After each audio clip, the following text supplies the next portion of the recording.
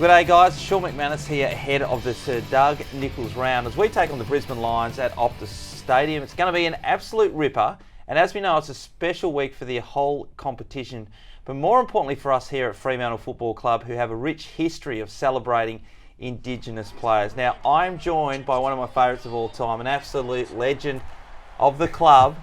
He's a life member as well, Troy Cook. How are you, Cookie? Good, Macca. Thanks for having us. Oh, my pleasure, mate. The big fella's always pleasure to have you around, mate. We're going to get into the jumper itself, but I remember you being a part of this club at an early age too. You come back from Sydney. We were able to play junior football together, which I love completely. But this is a special time of the year, this round in particular. Oh, definitely. To watch it grow over the years, and now that the significance that it has, especially with Freo. I know Freo's been amazing with the number of Aboriginal boys that have come through the club over the years. And to have a round like this that that we can celebrate, not only the players but the whole of Australia celebrating Aboriginal culture and Indigenous culture. It's awesome. Absolutely. In 2003, actually, we set a record, and I say we, the Fremantle Footy Club, had 7 Indigenous players playing that game, and you were obviously one of the main guys. And we had a successful year that year. That must have been pretty special. Oh, it was awesome. Yeah, and to have that, I don't think too many people know we had a high number of players playing in that game, and had Wiz there, Groves, DJ, Woodsy was there as well, Roger Hayden. So it was a great time, and some of the boys are pretty talented in their own way. And like I said, I think a couple of years ago as well, the guys had broke that record. I think with having about 8 guys. They had 8. Yeah, 8, which is great, and also the club. Still playing its part with identifying the talent out there and get them in the club. Oh, well, every one of you have been so talented and deservedly so playing for us. It's been great. One of the things that's great about this round too, mate, you've had a big hand in designing the jumper that Fremantle will be wearing in this game against Brisbane. Can you tell us, first of all, how did they get in contact with you? What happened? Yeah, well, going back last year before Christmas, Roger Hayden gave us a call and asked if I'd like to take on the role of trying to create a jumper design for this round. I think I said yes pretty quickly, but I wasn't really sure what I was getting myself into. I'm not that artistic, man. I can't draw stick figures properly, but I must admit I had a bit of help along the way, and it was probably a great time to introduce the help that I had. Victor Bellotti, who I grew up in Carnarvon and got links to his family up there.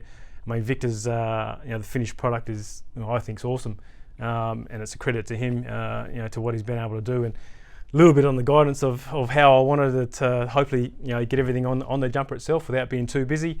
But more importantly, he's just sort of, hopefully with a bit of pressure that comes with it, the crowd will like it, and a whole different, people will be judging it, I suppose. But I'm pretty happy with what Victor's come up with. Oh, mate, it looks absolutely outstanding, by the way, and we'll be able to have a look at it right now on the screen. Can you take us through what each individual part means?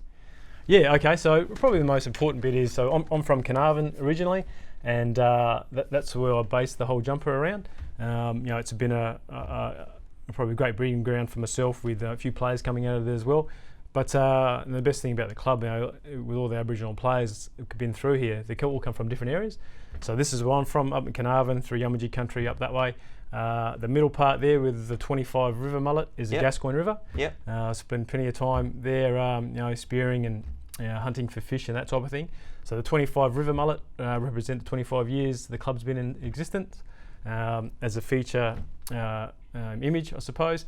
And then on the other side, you've got the kangaroo paws, the emu, and the goanna prints moving away from the river, which are significant hunting animals and food that's that was hunted up that way. And also you've got a fire with people sitting around it. All right, that to represent all the language groups that are from up that way, but also passed over the years as well.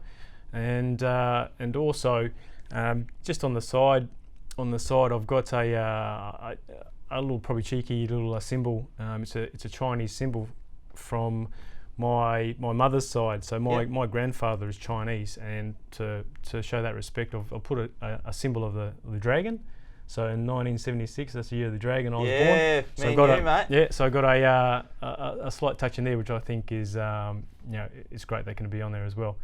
So it's a bit of a process, pretty nerve-wracking, but the finished product is, I think, has come up pretty well, and also just to represent, where I'm from and where I grew up and what's important to me. Yeah, it looks amazing, mate. Did you have to write a list? Did you write a list of what the important things were, and then try to come up with what's going to stand out and represent?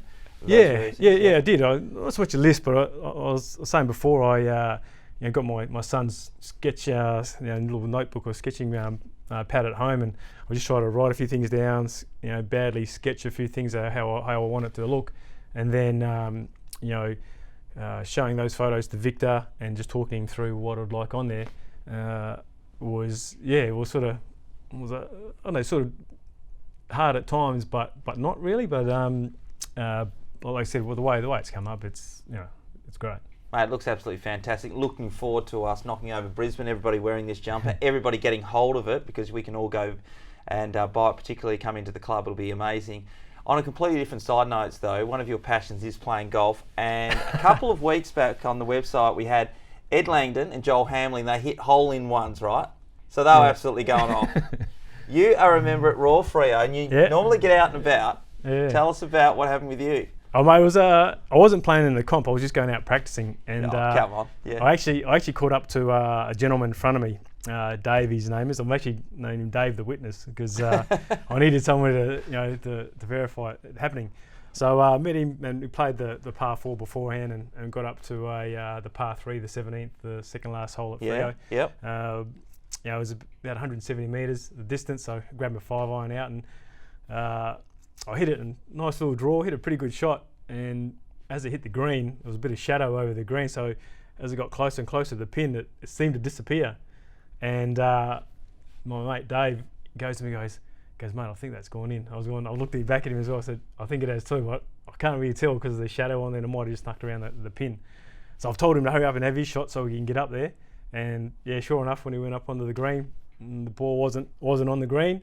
Walked over to the hole, and there it is, mate, sitting in the bottom of the cup. You dropped Couldn't believe it, mate. It fell for me after 43 years of trying. That's right, absolutely. Yeah, but it was amazing. So after we played the last hole, we went back to the clubhouse, and I tried to tell as many people as I can that was in the room, and had a couple of beers to celebrate, and yeah, I must say I look forward to the next one. That could take another 43 years. But the word all came from my wife Tam. She I thought the news was going to be lost on her, because I abandoned her each weekend to go and play golf, and she actually put it on her all the social media outlets that she's from, and it's actually grown legs, ended up in the paper.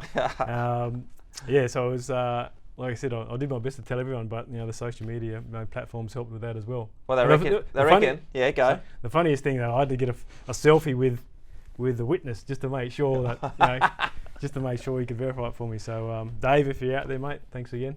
Yeah, we'll want to hear from you, Dave, just to make sure that he's not just adding a bit of GST with this one. The funny thing is, people have been checking your Wikipedia page lately, and apparently someone's updated it already. So, Troy Cook, all your details plus hole-in-one and the date. Have you been tampering? Mate, I haven't got an IT bone in my body, mate. So I'm happy to take it. If it's got a hole-in-one there, that's great. It's great. Mate, that's absolutely fantastic. Troy, once again, thanks very much. The jumper looks amazing. For everybody, check it out once again. The Sir Doug Nichols round this weekend. It's going to be amazing for our fans to get along to see this. Also, Lachie Neale comes back to play for the Brisbane Lions against our team. Must be looking forward to this game.